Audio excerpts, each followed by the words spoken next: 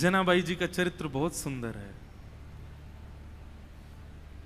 महाराष्ट्र के किसी भी भक्त का आप चरित्र सुनो, अद्भुत है, एक अलग विलक्षण सुख मिलता है उसमें। और जब से मैं गोपालपुर होके आया, फिर लोगों से मिलके, मैं तब से जनाबाई जी का ही भाव सुन रहा था।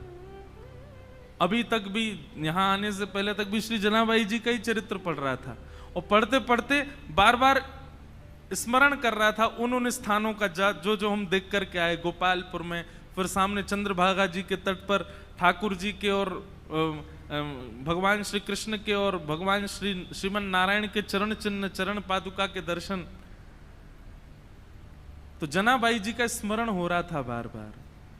बहुत पावन चरित्र है श्री जनाबाई जी का।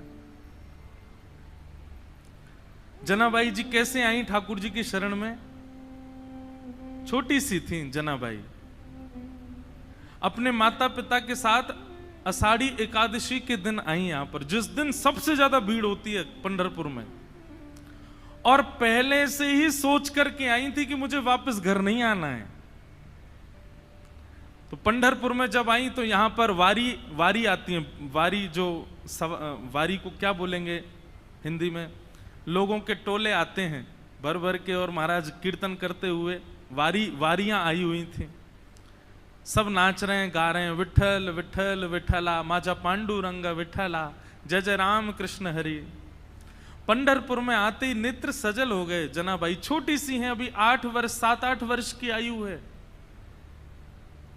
मैंने एक दिन कथा में एक बात कही थी, भक्ति 2 लोगों के भीतर प्रकट होती है।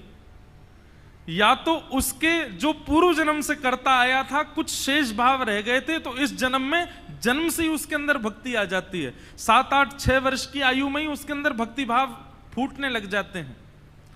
या तो उस व्यक्ति के अंदर भक्ति आती है जिसके अंदर पूर्व जन्म से भक्ति भाव हो, या फिर उसके अंदर भक्ति आती है जो घोर नास्तिक हो। 2 ही लोग ही भक्ति भाव में प्रवृत्त होते हैं। जनाबाई आई और यहां भीड़ में अपने माता पिता की उंगली पकड़ करके घूम रही थी। और वारी में जब आगे पीछे लोगों के धक्का मुक्की हुई तो माता पिता का हाथ छूटा नहीं, छोड़ दिया जानबूझ करके। खो गई बड़ी भीड़ में। बालक तो खो करके रोते हैं, जनाबाई नाच रही थी कि हाँ अब अच्छा हुआ, अब मैं अकेली हूं, अब मैं यहीं खो जाऊंगी, माता पिता को मिलूंगी नहीं, और सदा के लिए अपने विठोबा के पास रहूंगी, अपने विठल के पास रहूंगी। माता पिता ने ढूंढने का प्रयास किया, लेकिन जनाबाई मिली नहीं। जनाबाई प्रसन्न हैं क्योंकि उनका परिवार तो श्री पंढरपुरी है ना। एकनाथ जी महाराज अपने एक भाव में कहते हैं, माझे माहेर पंढरी आहे भीवरे चातेरे। अब देखो, मराठी मुझे भी नहीं समझ आती और बहुत लोगों को भी नहीं समझ आती, पर हम जिनके यहां बैठ के खा रहे हैं, जिनका खा रहे हैं, उनको प्रणाम तो करेंगे ना। एकनाथ जी महाराज कहते हैं, मैं अर्थ बताता हुआ बोलूंगा। माझे माहिर पंढरी, माहिर मतलब मेरा तो मायका पंढरपुर है। आहे भीवरे चातरी, कौन सा पंढरपुर? बोले जो भीमा नदी के तट पर विराजमान है, वो पंढरपुर मेरा मायका है। और बाप आई आई, बाप आई आई, माझे विठ्ठले रखुमाई, माझे विठ्ठले रखुमाई, माझे विठ्ठले रखुमाई। मेरे पिता माता कौन है? बाप आई, बोले विठ्ठले रखुमाई। अच्छा, यहां पे उल्टा है, यहां पे पिताजी रुक्मणी जी हैं, मैया विठ्ठल भगवान है। पंढरपुर में उल्टा है, माऊली कौन है? बोले माऊली हमारी मैया कौन है? हमारा ध्यान रखने वाली, भूख लगने पे खिलाने वाली, नींद आने पे सुलाने वाली, हमारा ध्यान रखने, कौन है मैया हमारी? बोले विट्ठलनाथ, हमारी माऊली है। वैसे अर्थ तो यही है कि पिताजी विट्ठल भगवान, रुक्मणी मैया, लेकिन हम ब्रजवासी ना अपनी बात तो जोड़ेंगे। रुक्मणी जी पिताजी का रोल निभाती हैं, यहां पर मैया का रोल तो श्री पंडरीनाथ भगवान निभाते हैं। बाप आई आई माझे विठ्ठले रखुमाई, माझे विठ्ठले रखुमाई, माहे माहेर पंढरी, माझे माहेर पंढरी, आहे भीवरे चातेरे, माझ बहन चंद्रभागा, माझ बहन चंद्रभागा। जो गाएगा उसकी बात सिद्ध होगी। अब मैं कह रहा हूं कि मेरे माता पिता विट्ठल रखुमाई है तो मेरी बात सिद्ध हो रही है, आप चुपचाप बैठ के सुन रहे हो तो आपकी बात सिद्ध नहीं होगी। गाओ मेरे पीछे, माझ बहन चंद्रभागा, माझ बहन चंद्रभागा, करत से पाप भंग, करत से पाप भंग, माझ बहन चंद्रभागा, माझ बहन चंद्र। हमारी बहन कौन है? माता पिता तो विट्ठल रखुमाई है और बहन हमारी कौन है? श्री चंद्रभागा, ये हमारी बहन है। इस बार पंढरपुर में संबंध बना जाओ ताकि बार बार विट्ठल भगवान बुलाते रहें। बिना संबंध बनाए चलेगा। सुनो एक बात हमारी, ये भक्ति भाव के संबंध दुनिया में बनाओ, पर ये पारिवारिक संबंध तो पंढरपुर में बना के जाओ। ठाकुर जी से कह देना, मैया हम जा रहे हैं, अपने अपने काम पे जा रहे हैं, पैसा कमाने जा रहे हैं, बढ़िया अपना व्यापार बड़ा करने जा रहे हैं। और जब पैसा बहुत कमा लेता है बेटा तो माँ खुश होती है ना, हे पंडरीनाथ आप खुश हो जाना। और आप अपनी खुशी कैसे बताना? हमको पंढरपुर बुला के बता देना कि आप बहुत खुश हो।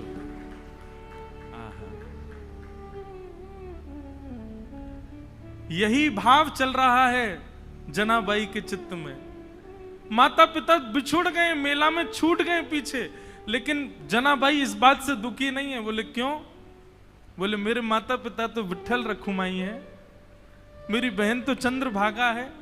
ये सब संत महापुरुष जो उछल उछल करके राम कृष्ण हरि कीर्तन कर रहे हैं, ये सब मेरे भाई बंधु हैं, यही मेरा परिवार है, मैं अब इन्हीं के बीच में रहूंगी। जनाबाई बताओ, बिछुड़ने पे प्रसन्न हो रही है, खो गई है मेले में, चंद्रभागा नदी के तट पर बैठी हैं। लेकिन एक दिन, 2 दिन, 3 दिन, 4 दिन बीत गए। बहुत भीड़ होने के कारण जनाबाई को ठाकुर जी का दर्शन नहीं हुआ। मंदिर में प्रवेश करती है, लेकिन सुबह से रात हो जाती है, खड़े खड़े मंदिर में जा ही नहीं पा रही जनाबाई।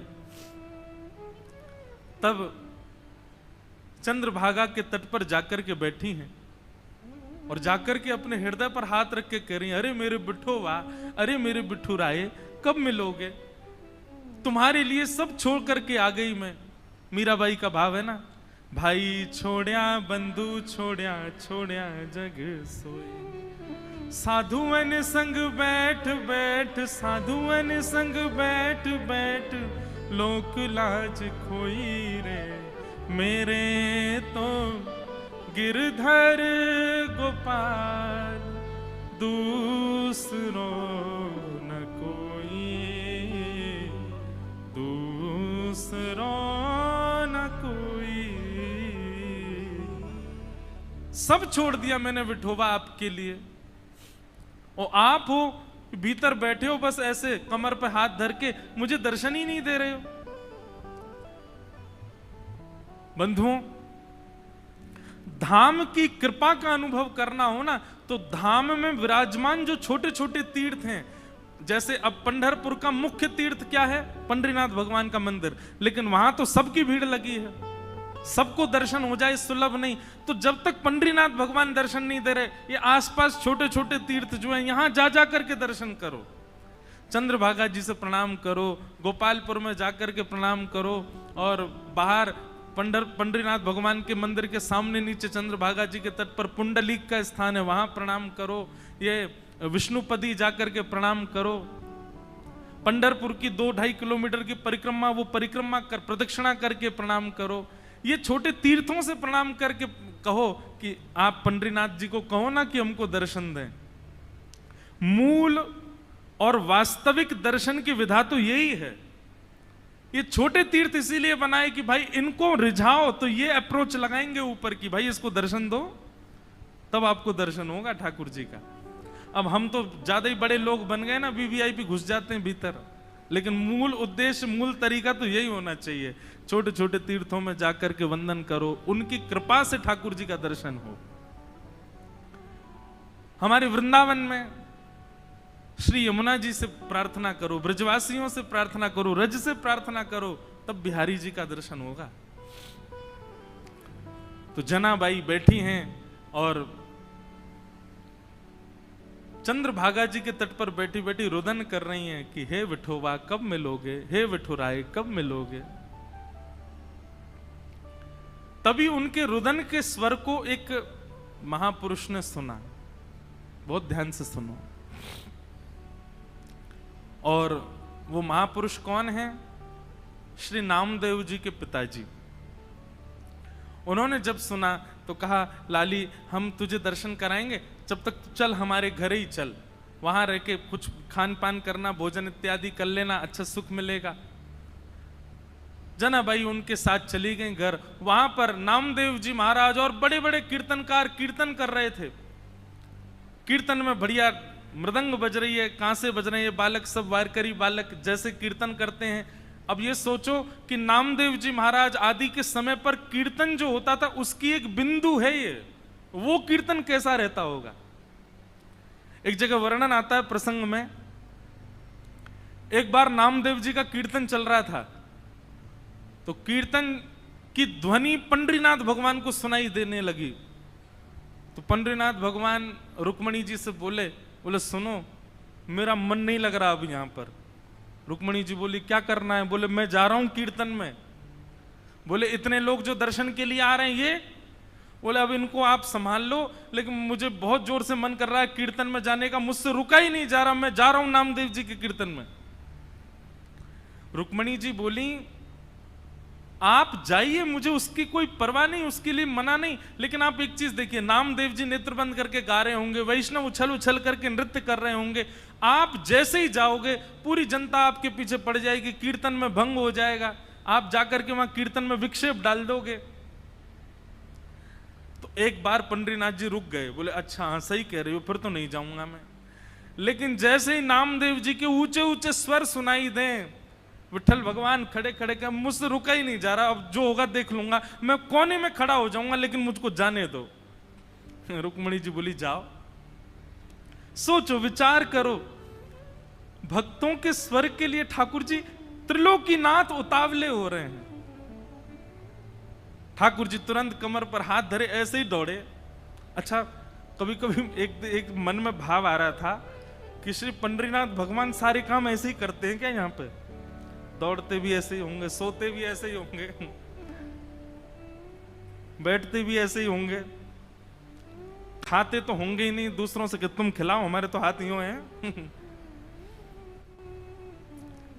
पंडरीनाथ भगवान पीतांबरी पहने, गले में सुंदर माला है और ये मुकुट धारण किए, मत्स्याकृत मछली के आकार के कुंडल, और दौड़ रहे हैं नामदेव जी के कीर्तन की ओर। असंख्य भीड़ लगी है। ठाकुर जी ने सोचा कहीं विघ्न ना आ जाए, तो बाहर खड़े हो गए, और जहां से केवल नामदेव जी की झलक दिख रही है, कीर्तन हो रहा है, सब नाच रहे हैं, वहीं से ठाकुर जी देख रहे हैं और देख करके वहीं झूम रहे हैं। इतना आनंद ठाकुर जी को आ रहा है। लेकिन झूमते झूमते झूमते झूमते ठाकुर जी को सुध बुध नहीं रही, और ठाकुर जी तो कोने से भीड़ में आ गए। अब जैसे ही ठाकुर जी आए, लोगों को कस्तूरी की सुगंधी आने लगी, बढ़िया, पीछे मुड़ मुड़ करके देखें साक्षात पंडरीनाथ भगवान खड़े हैं। अब तो महाराज नाचना गाना सब भूल गए, सब मार्ग देने लगे और ठाकुर जी नाचते नाचते भीतर प्रवेश कर रहे हैं। नाचते नाचते ये स्थिति हो गई, इतनी भीड़, कोई पांव छू रहा है, कोई हाथ छू रहा है, स्पर्श करते करते ठाकुर जी की पीतांबरी खींच ली किसी ने और ठाकुर जी के वस्त्र उतरने लगे, लेकिन ठाकुर जी नृत्य नहीं छोड़ रहे हैं, उछल उछल करके नाच रहे हैं। स्थिति ये हुई, आज हरि देखे नंगम नंगा, ठाकुर जी के सबरे वस्त्र खींच खींच के ले गए और ठाकुर जी निर्वस्त्र अवस्था में ही नृत्य कर रहे हैं नामदेव जी के कीर्तन।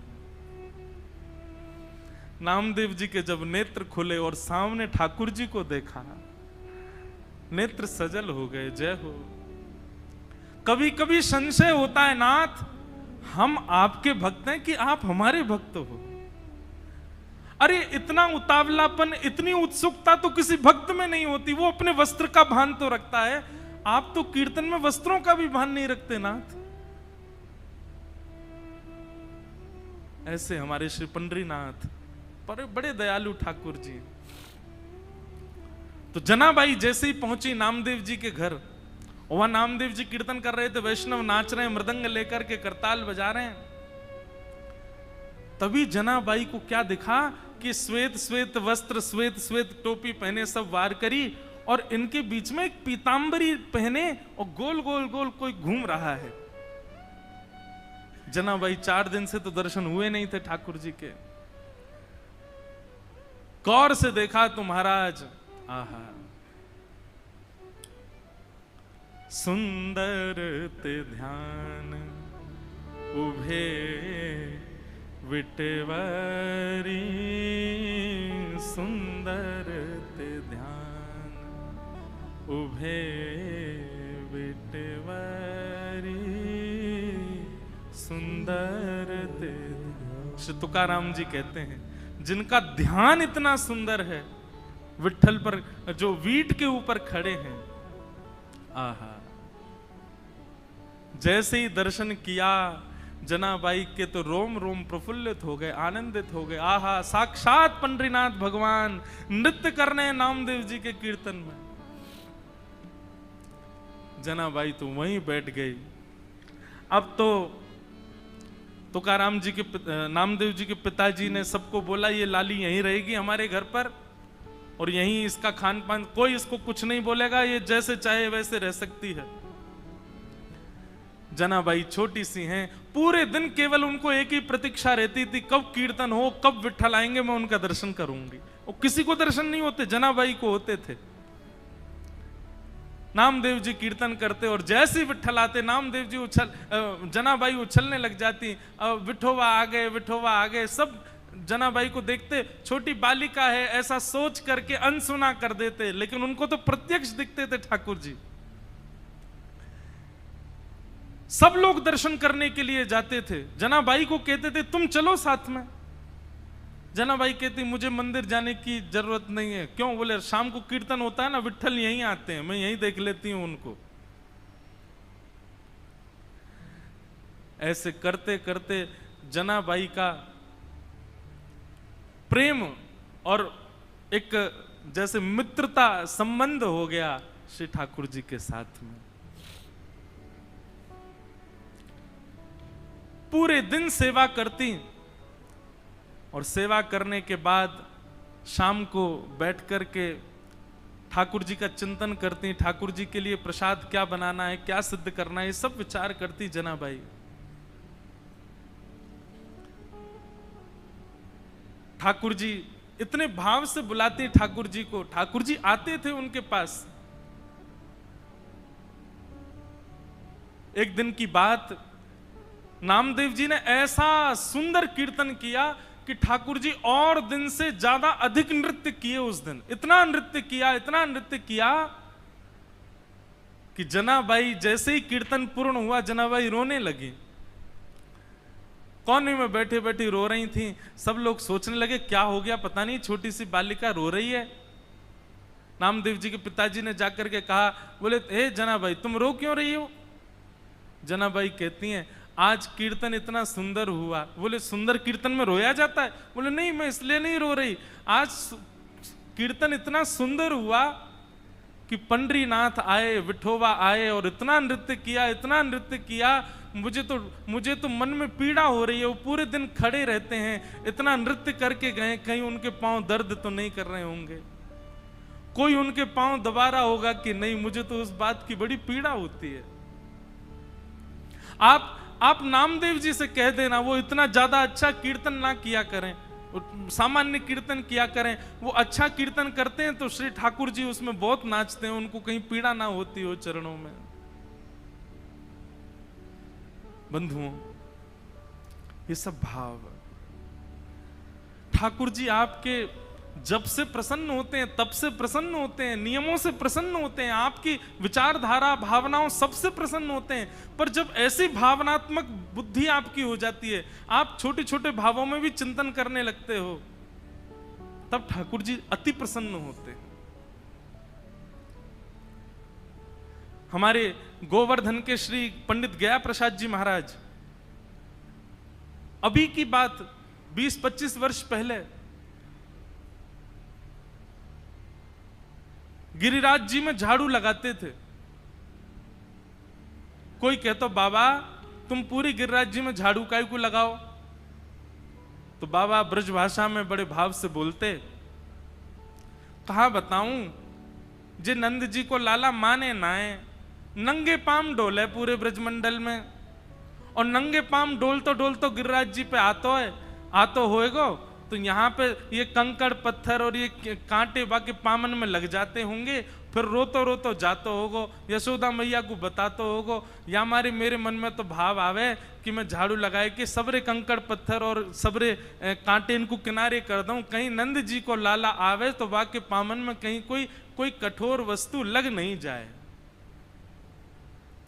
और ये बात कहते कहते रोने लग जाते थे। ऐसे भाव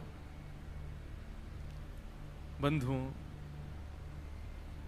क्षमा करना आपका नियम 1 घंटे से 4 घंटे में परिवर्तित हो गया, आपकी साधना 4 घंटे से 1 दिन में परिवर्तित हो गई, आपकी तीर्थ यात्रा हर साल की 4 बार की फिक्स हो गई, इससे ठाकुर जी प्रसन्न नहीं होते।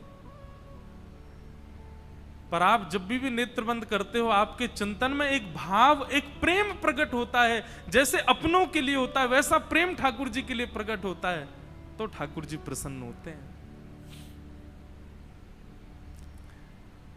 जनाबाई मन में सोच रही है, मेरे पास विठोबा होते, मेरे पास विठ्ठल होते, घी लेकर के आती, चरणों में मालिश करती, अपने हाथ से चरण दबा देती, मेरा विठोबा बहुत कष्ट में आ गए होंगे आज तो। और यही बोलती जा रही है, यही बोलती जा रही है। अब सब तो वहां से उठ करके सोने चले गए, लेकिन वो यही चिंतन कर रही हैं, आज विठ्ठल के पांव में दर्द हो रहा है, आज मेरे पंडरीनाथ के चरणों में दर्द हो रहा होगा। ये भाव मन में सोच ही रही थी कि इतने में ही पीताम्बरी पहने, कटी पर हाथ धरे, सुंदर सांवल वर्ण ठाकुर जी का श्री पंडरीनाथ भगवान वहीं प्रकट हो गए। और प्रकट होकर के जनाबाई के सामने बैठ करके पांव आगे पसार दिए, बोले रो क्यों रही हो, तो फिर दबाओ हमारे चरण। आपको अगर लग रहा है कि हमारे पैरों में पीड़ा हो रही है तो दबाओ ना।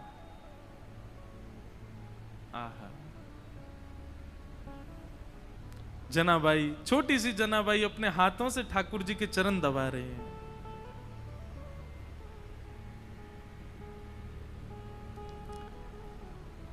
चरण दबाती जा रही हैं और मुखमंडल के रूप को देखती जा रही हैं, कैसा स्वरूप है श्री ठाकुर जी का। अब छोटी सी बालिका, और क्या कोई वेद मंत्र तो आते नहीं उनको, कोई शास्त्रों की बात तो आती नहीं, ठाकुर जी से पूछें। पैर दबाते दबाते जनाबाई पूछ रही है, भोजन किया आपने? ठाकुर जी बोले हाँ किया। तो क्या पाया? बता दिया जो भी बनता है। अब मंदिर में जो भी बनता, मुझे तो पता नहीं क्या बनाते हैं, मंदिर में जो भी बनता ठाकुर जी बताए, बोले इसकी सब्जी बनी थी, जे चावल बने थे, रोटी बनी थी और पूरन पोली बनी थी, और यही बनती महाराष्ट्र में। और क्या बनता है?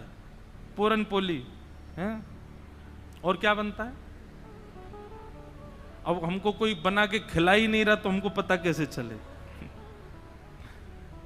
हम तो अपने महाराज संग लेके आए, बेचारे वो रोज दाल चावल रोटी सब्जी बना देते, वही पा ले रहे हैं।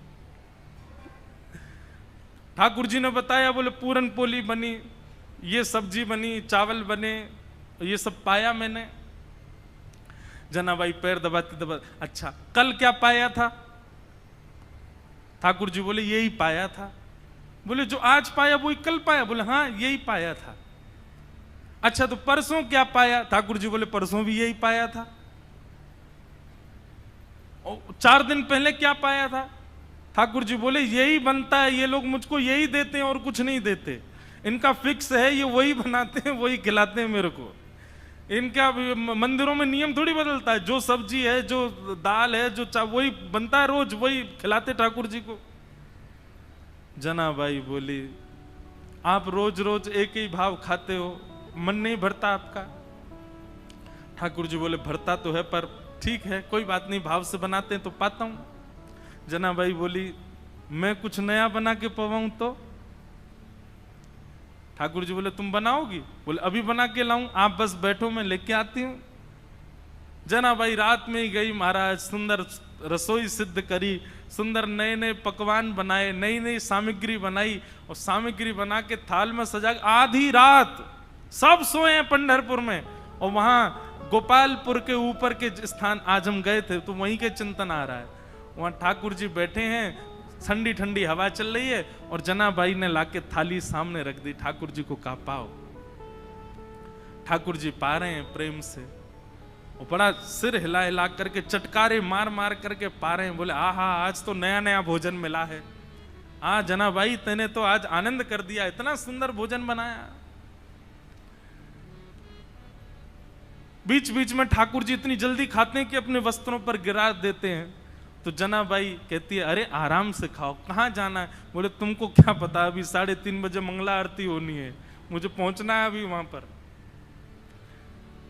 ठाकुर जी प्रेम से पा रहे हैं। बीच बीच में जनाबाई का इच्छा होती है, मन होती है कि मैं खिला दूं एक ग्रास, लेकिन अभी भय लग रहा है मन में कि कहीं मैंने कहीं हाथ बढ़ा दिया तो कहीं ठाकुर जी नाराज तो नहीं हो जाएंगे। ठाकुर जी ने प्रसाद पाया, बोले जनाबाई कल फिर आऊंगा, बढ़िया बना के रखना कुछ अच्छा, फिर पाऊंगा कल, अभी जाता हूं, हाँ मंगला की समय हो गई। ठाकुर जी दौड़े आए, सीधे महाराज घंटे घड़ियाल बजने लगे और मंगला आरती शुरू। 3:30-4 बजे से ही ठाकुर जी का अभिषेक होने लगा। 1 दिन 2 दिन 3 दिन 4 दिन 5 दिन बीत गए। रोज ठाकुर जी रात में चले जाते हैं और प्रसाद पाके आते हैं। रुक्मणी जी आई एक दिन मंदिर में, और यहां बस शयन की तैयारी हो रही थी। रुक्मणी जी आकर के बोली, वो भी ऐसी खड़ी हैं, ऐसी बोली होंगी, कहां जाते हो आप रात को? ये इतनी रात को कहां जाते हो आप, सही सही बताना। ठाकुर जी बोले गोपालपुर जाता हूं, वहां पर एक मेरी भक्त है जनाबाई, ये मंदिर में तो रोज एक सा ही बना देते हैं, वहां पे बड़ा नया नया बनाती है, वो खाने में बहुत सुख मिलता है, वहां जाता हूं भोजन करने।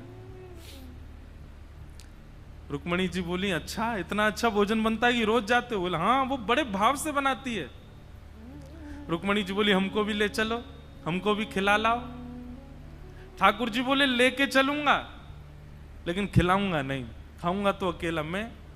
वो छोटी सी है, छोटे छोटे उसके हाथ हैं, और छोटे छोटे हाथ से थोड़ी सी दाल बनाती है, थोड़ी सी सब्जी बनाती है, एक ही पूरन पूली बना पाती बेचारी। और तुम चलोगी तुम्हारा भी पेट मेरा भी पेट, उसको बहुत श्रम हो जाएगा, उसको इतना नहीं बनवाना भोजन। चलो साथ में, लेकिन दूर खड़ी रहना, देखती रहना, और बीच में भी मत आना, वो सहजता उसकी खत्म हो जाएगी, वो तुमको देख के फिर बनावटी बात करेगी। रुक्मणी जी बोली ले चलो, कुछ खिलाना नहीं, नहीं आऊंगी बीच में, लेकिन ले तो चलो, मैं भी तो देखूं ऐसा क्या, ऐसा उसका क्या भाग्य कि पंडरीनाथ रात में जाते हैं। रुक्मणी जी गई हैं, दूर खड़ी देख रही हैं, जनाबाई थाल लेकर के आई है, ठाकुर जी प्रेम से पा रहे हैं। ठाकुर जी पाते, आज ही जनाबाई के मन में आया, बोले आज तो मैं अपने हाथ से खिला के मानूंगी, रोज तो ये मैं डर के मारे नहीं खिला पाती। ठाकुर जी जेम रहे थे बढ़िया प्रेम से, और चटकारे अपनी उंगलियां चाट चाट करके, बढ़िया, आहा बहुत अच्छा बना है। दूर खड़ी रुक्मणी जी के नेत्र सजल हो रहे हैं। ये सौभाग्य तो मुझे भी नहीं मिला कभी, जैसा सौभाग्य जनाबाई को दे रहे हैं। बीच में जनाबाई के मन में भाव आया, आज तो मुझे खिलाना ही है। तभी एक सामग्री उठाकर जनाबाई कहती, बिठोबा ये तो पाओ। और ऐसे खाने में तल्लीन थे ठाकुर जी। ठाकुर जी ने भी विचार नहीं किया, ठाकुर जी ने भी मुख खोल दिया, हाँ खिलाओ। और जनाबाई ने जैसे ही अपना मुख अपने हस्त कमल से सामग्री ठाकुर जी के मुख में दी है, जनाबाई का हाथ वहीं रुक गया, ठाकुर जी का मुख वहीं रुक गया, दोनों के नेत्र सजल। और दूर खड़ी रुक्मणी जी भी कह रहे हैं, धन्य है जनाबाई, धन्य है, इनका सौभाग्य देखो, ठाकुर जी साक्षात इनके हाथों से पा रहे हैं। ऐसा भाव। रुक्मणी जी नतमस्तक हो गई, मन में विचार करने लगी कि मैं भी जनाबाई से मित्रता कर लूं, इनके बहाने मुझे भी ये सुख मिल जाया करेगा। जो सुख लक्ष्मी जी को भी नहीं है वो जनाबाई को दे रहे हैं ठाकुर जी।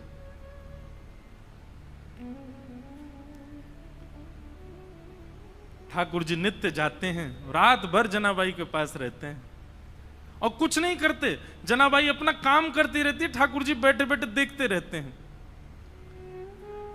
बंधुओं, भक्ति जब अपनी स्थिति में आएगी, जैसे मैंने आज प्रारंभ में कहा ना, एक माइलस्टोन, एक बात याद रखिएगा, आपका नाम जब, आपकी साधना, आपका कथा श्रवण, आपका नित्य भगवत स्मरण, उसमें एक बहुत विशेष माइलस्टोन जो आएगा वो ये कि एक दिन आप अपने भावों को शब्द में परिवर्तित करके गाने लग जाओगे।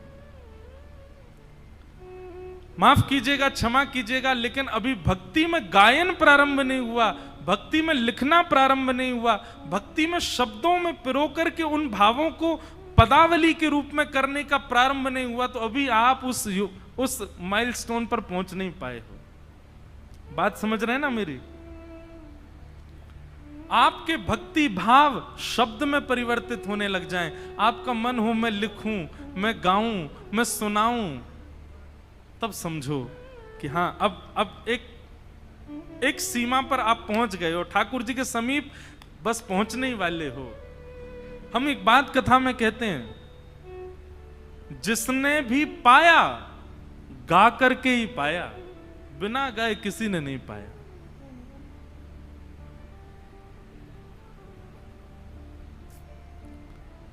आहा, मीराबाई गाती हैं, सूरदास गाते हैं, गोस्वामी तुलसीदास गाते हैं, सबने गाया है। आपका भजन, आपकी साधना जब तक गायन में परिवर्तित ना हो, समझना अभी ठाकुर जी दूर हैं आपसे। प्रयास किया करो, उल्टा सीधा ही लिखा करो, लेकिन अपने भावों को पद में लिखने का। कल हम वृंदावन रसामृत पद गा रहे थे, कोई अपनी योग्यता नहीं बता रहा हूं मैं, क्षमा करना, मैं हूं भी नहीं इस लायक, पर पद गाते गाते अंतिम पंक्ति लिखी हमने ठाकुर जी के लिए, श्री पंडितनाथ। और ये हर बार ही ऐसा होता है, जगन्नाथपुरी गए तो वहां पर भी भल भद्र और सुभद्रा संग विराजे ब्रज के नाथ, रथ आरूढ़ भये नंद नंदन, कहलाए जगत के नाथ, वृंदावन प्यारो वृंदावन। द्वारिका में कथा हुई तो वहां के भाव आ गए। वहां का भाव क्या था? विप्रधेनु संतन के कारण, रण छोड़ो ब्रजनाथ। क्यों रण छोड़ करके गए ठाकुर जी? क्योंकि जरासंध जो था वो ब्राह्मणों की सेना लेकर के आ गया था, ब्राह्मणों को अनुष्ठान पर बैठा करके आया।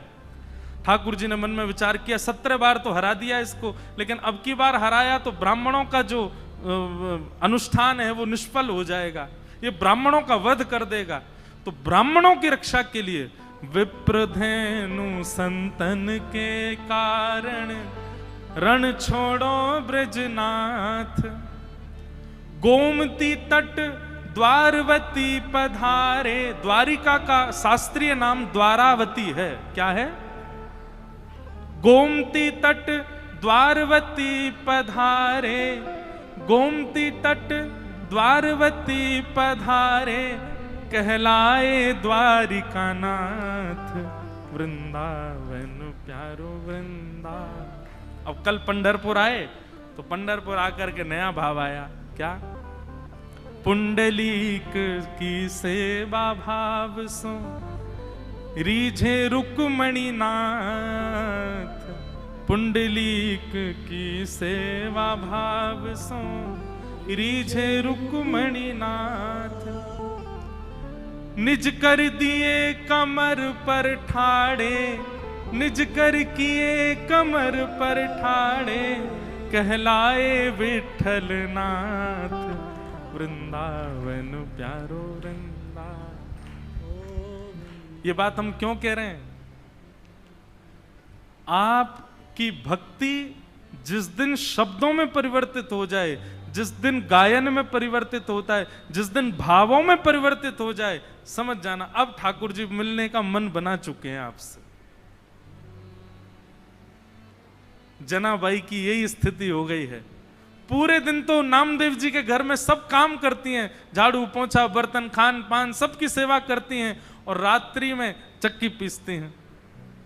और चक्की की जो घर घर घर आवाज आती है, उस घर घर घर आवाज को ही ताल बना करके जनाबाई पद गाती हैं। पद, अब मुझे जनाबाई का कोई पद याद नहीं। मैं पंढरपुर में इसीलिए पीछे रह जाता हूँ, मुझे यहाँ के भाषा का दिक्कत हो जाती है। मराठी भाषा है और कैसे गाऊं, भाव जब तक समझ नहीं आए। आज 2 बालिकाएं हैं, वो इतना सुंदर गाती हैं, रोज ठाकुर जी को आके सुनाती हैं।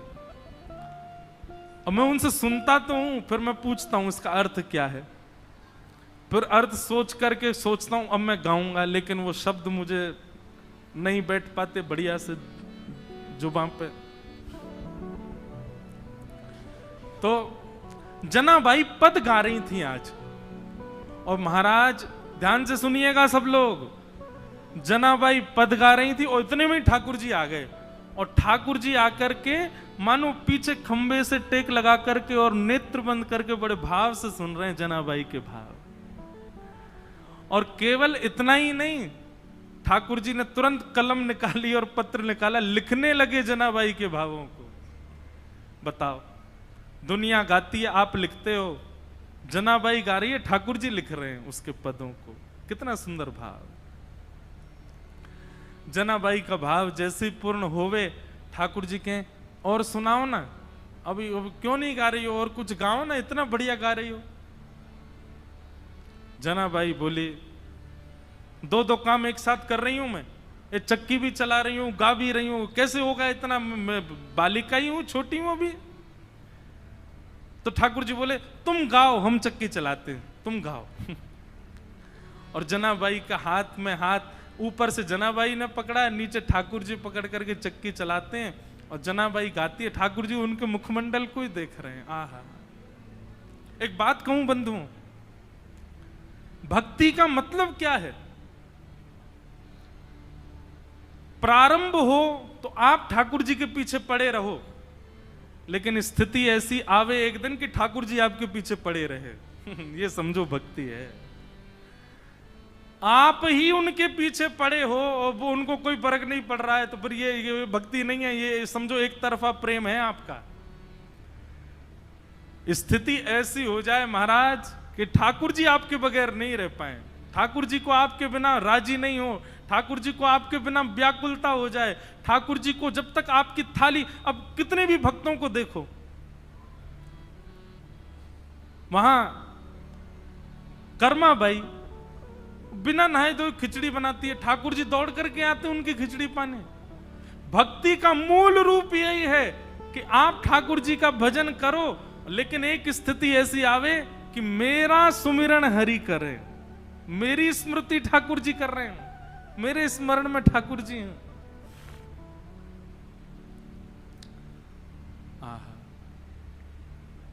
जनाबाई के भाव इतने प्रिय लगने लगे। ठाकुर जी कहें तेरे काम मैं करूं, तू बस गाती रहे। ठाकुर जी चक्की चलाते हैं वहां बैठे बैठे।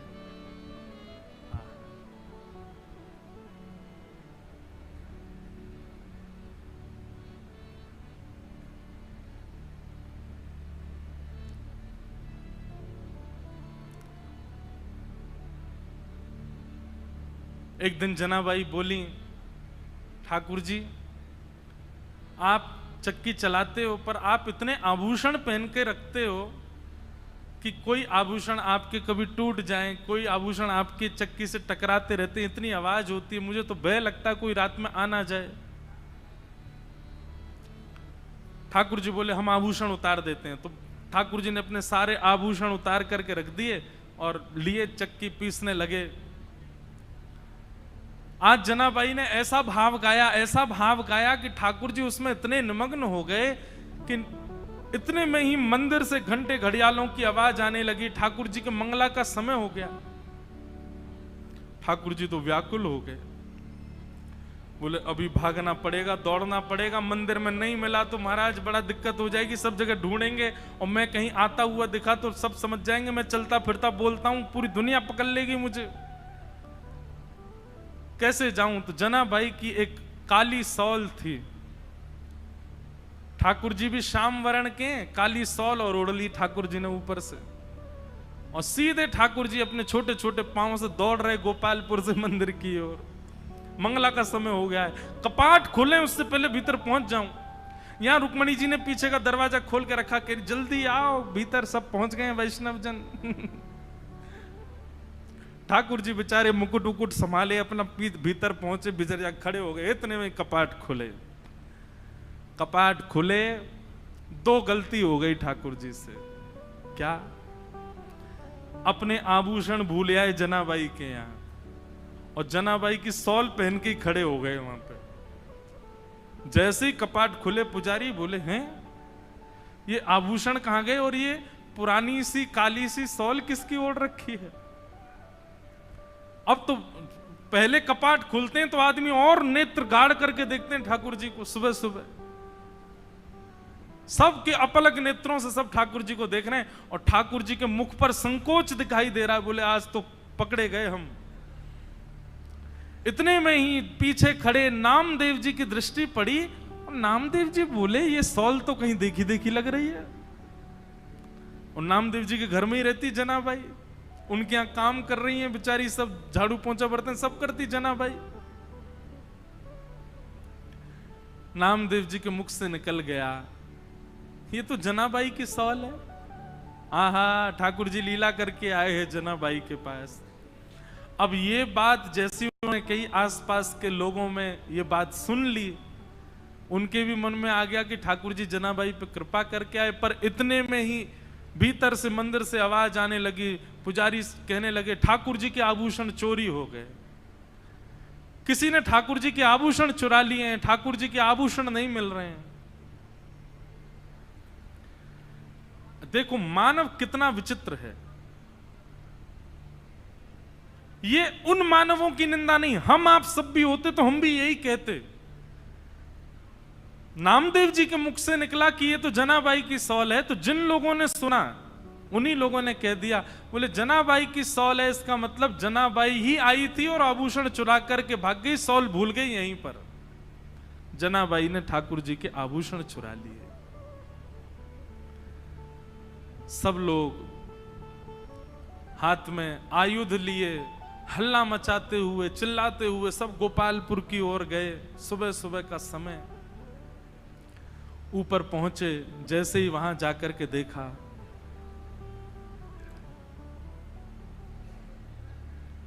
जनाबाई कहां है, बाहर आओ। जनाबाई निकल करके आई, क्या बात है, क्यों चिल्ला रहे हैं आप लोग? बोले तुमने ठाकुर जी के आभूषण चुराए। जनाबाई बोली मैं क्यों चुराऊंगी आभूषण? बोले तलाशी दिलाओ। जैसे ही जनाबाई के स्थान को देखने लगे, वहीं ठाकुर जी के आभूषण मिल गए। बंधुओं, ठाकुर जी की लीला में सब सुखद सुखद ही होता है, सब अच्छा ही अच्छा होता है, ऐसा नहीं है। ठाकुर जी कब, कहां, क्या, किस भाव से लीला कर रहे हैं, ये कोई नहीं जानता। और ठाकुर जी को जब अति विशेष लीला करनी होती है ना, तो ऐसा ही कोई कष्ट हमारे लिए कष्ट है, पर जिसके साथ होता है उसके लिए वो कष्ट नहीं है। ऐसी कोई भावना प्रकट। जैसे ही आभूषण मिले सबको, जनाबाई को पकड़ लिया सबने। बहुत अशब्द सब उच्चारण करने लगे। आभूषण चुरा लिए ठाकुर जी के। अरे नामदेव जी, आपने किसको अपने घर में आश्रय दे रखा है? और आदि आदि सब चिल्लाने लगे। जनाबाई तो मौन हो गई। और मैं क्या बोलूं? इन सबको यदि ये बात बताऊं कि रात्रि में ठाकुर जी मेरे यहां आए हैं, तो ये नहीं मानेंगे। ठाकुर जी लीला करके गए, ये सब कोई स्वीकार नहीं करेंगे। जनाबाई ने एक दो बार थोड़ा सा हट तो किया, लेकिन किसी ने नहीं माना।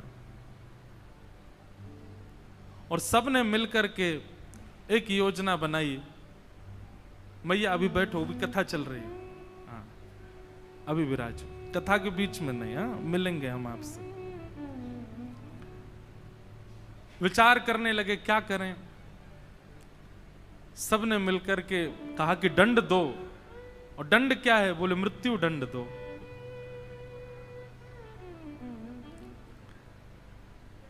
नामदेव जी मनी मन समझ गए कि ठाकुर जी अब जनाबाई को अपने अंतरंग लीला में प्रवेश देना चाह रहे हैं, इसीलिए लीला चल रही है। समाज के लोग उनके भाव को नहीं समझ पा रहे थे। ये संसार का एक नियम है कि जब मूल व्यक्ति हमारे सन्मुख होता है, तब हम उसके भाव को नहीं समझ पाते। आज उन्हीं जनाबाई को पूरा विश्व पूज रहा है। पंढरपुर आने वाला हर वैष्णव प्रणाम कर रहा है। एक सूली लगा दी गई, जनाबाई को खड़ा कर दिया उसमें, परंतु श्री पंडरीनाथ भगवान ऐसा होने तो नहीं देते। देखते ही देखते जो सूली बनाई गई थी वो जल के आकृति में परिवर्तित हो गई और श्री जनाबाई ठाकुर जी में ही विलीन हो गई। ठाकुर जी में ही उनका समावेश हो गया। सब ढूंढने लगे, खोजने लगे, जनाबाई कहां है, जनाबाई कहां है। कई लोगों को आत्मग्लानि होने लगी, अपने आप को कोसने लगे, हमने क्या किया? एक परम भक्ता वैष्णवी जनाबाई के साथ ऐसा किया। पर अब कहां जनाबाई मिलने वाली हैं? वो तो श्री विट्ठल के साथ में है, विट्ठल के अंतरंग भाव में प्रवेश कर गए। ऐसी भक्तिमती जनाबाई, जिनके साथ इतनी लीला, इतनी कृपा श्री पंडरीनाथ भगवान ने की। उनके हाथ का बना हुआ प्रसाद पाते हैं, उनके हाथ के बने हुए सुंदर प्रसाद को उनके हाथ से पाते हैं। वो गाती हैं और पंडरीनाथ भगवान लिखते हैं। वो गाती हैं और पंडरीनाथ भगवान नृत्य करते हैं। ऐसी श्री जनाबाई, उनको हम बारंबार वंदन करते हैं।